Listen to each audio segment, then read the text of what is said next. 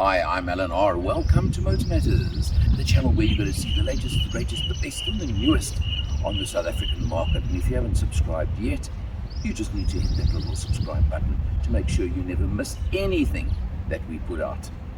What have we got here for you today? The Black Grill should tell you a lot. Yeah, Ford Everest. The new next gen, as they called it, that's been around for almost 2 years now. But as I mentioned, the Black Grill, the black spoiler down there, that tells you this is the Everest Sport, the sport model. Because as we know, as Ford always do, they always have a pretty extensive range of models, whether it comes to Ranger and Everest. So what is the Sport specifically as opposed to the XLT? Well, they're both powered by the 2-liter bi-turbo diesel engine, giving you 154 kilowatts and a massive 500 newton meters of torque, and they drive through a 10-speed automatic gearbox.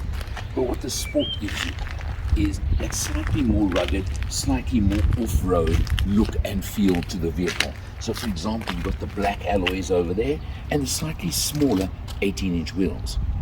Now, when you go to the bigger models, the Platinum with a 3-liter diesel engine, for example, you go up to 20s. They may give you a more plush ride, but they're not necessarily as suited if you're planning to do some off-roading. So that's where the differences may come in between the models.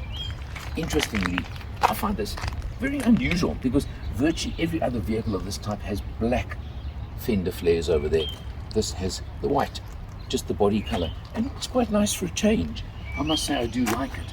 Sport badge down over there, very clear, very obvious, and you've got keyless entry, keyless start, all those sort of features, and a nice substantial running board.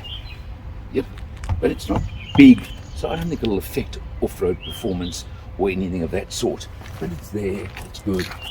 You pop open the back door, let's have a look. Driver's seat always set for myself when we do these tests, so let's have a look. Good feature, a nice big handle to pull yourself up over there. Needed more by some people than others. Legroom's good, headroom's good, leather trim throughout, and you don't only have a 12 volt over here, but you've got the 12 volt socket. You've also got a pair of USBs, USB A and C for rear seat passengers, so that's good. Ford family car means you've got to cater for the family in every respect, as you would want and as you would need. Coming around to the rear, you've got, of course, the very interesting tail lights, because that little treatment there is kind of reminiscent to the Mustang, isn't it? The 5 bars over there on the tail light. A little bit of a family issue going on over there, but quite clever for Ford. 4x4 badge, because it's telling you, and we do know this is 4x4 capable. Pop the tailgate, automated, thank you Ford. And you've got, obviously, I can tell you, more space in the boot than some other competitors with all 7 seats up. But just pull a little lever and the seats go down. The 3rd row, boom, there they go. So time for the Allen test.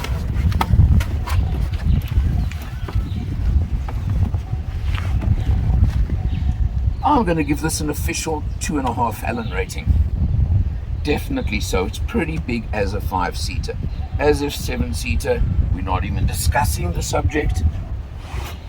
But what they do allow for is, note, and I think it is standard from Ford, the tow bar over there when you're in 7-seat mode carrying the bigger family, so that you don't have to worry or stress at all.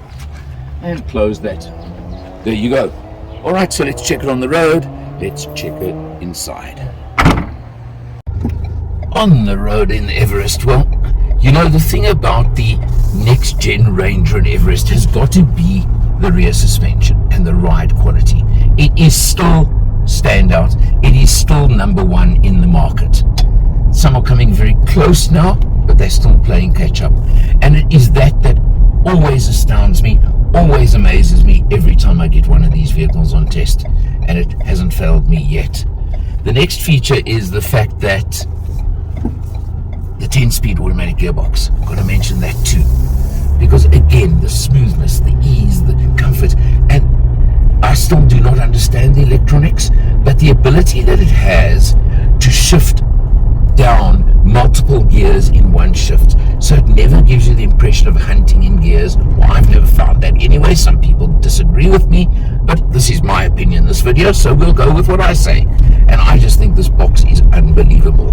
The 2-liter diesel engine, 154 kilowatts, 500 newton meters.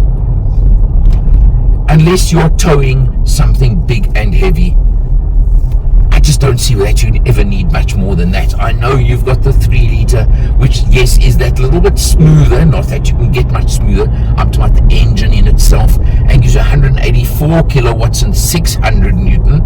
But beyond the need to tow, or unless you really want way more luxury, I just don't get, quite honestly, the need for that extra. But you know what? Those are the reasons Ford gives you choices. Simple as that. The other thing is that I'll show you the selector for 4-wheel drive, etc. Obviously, in the 3-liter models, you do get the auto all-wheel drive or 4-wheel drive, but this has just got, we're in 2-wheel drive at the moment, and you can just click a switch, go into 4-wheel high or 4 low. Simple as that. So that's nice and easy, nice and simple, and that's what you want out of your vehicle.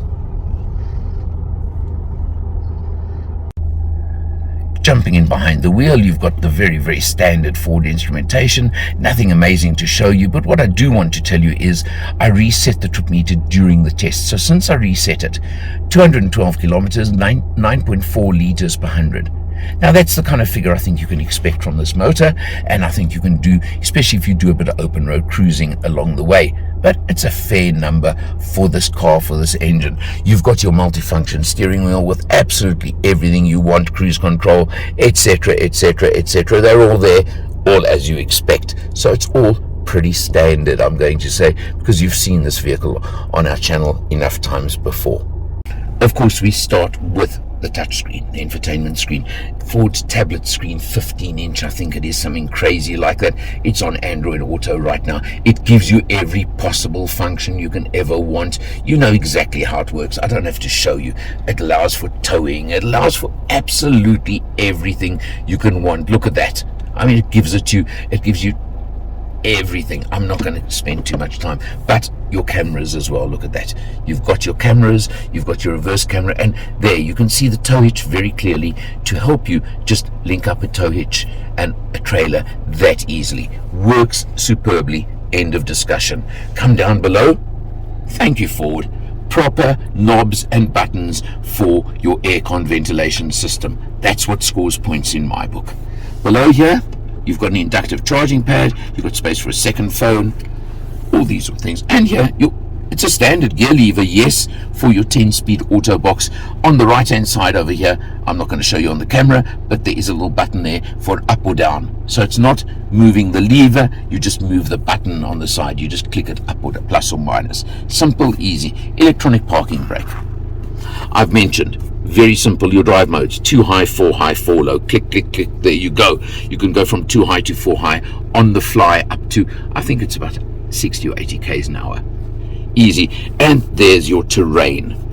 Also very, very important. Sand, rock, mud, etc., etc., etc. that Ford give you. Oh, everybody gives you these days. So it's got all the ingredients. It's got that superb bi-turbo diesel engine, the 10-speed auto box. These are things you know about this vehicle already. I'm a little bit surprised Sport doesn't give you a panoramic roof, but then choose one of the models that does. Simple, easy, isn't it? Now, of course, another surprise I got was when I had a look at the price difference between XLT and Sport. And it's about 12,000 Rand, that's all. Which was quite surprising. I thought the Sport would command a bit more of a premium, but it doesn't, so it doesn't.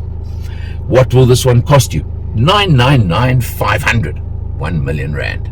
I know it sounds like a fortune, but then again, there's so many other vehicles, Buckies, that are in the same price range. So no surprises there either. And you know what you're getting. You know what you're dealing with. And I'll mention again the ride. I've got to comment on the ride, whether it's around town and even more so on the open road. That to me is the biggest standout. You're looking for a big 7-seater family SUV, you know the other options, they're quite clear, they're quite obvious. It's your chance and your opportunity to check them out for yourself. For MotorMatters, I'm Eleanor. See you next time.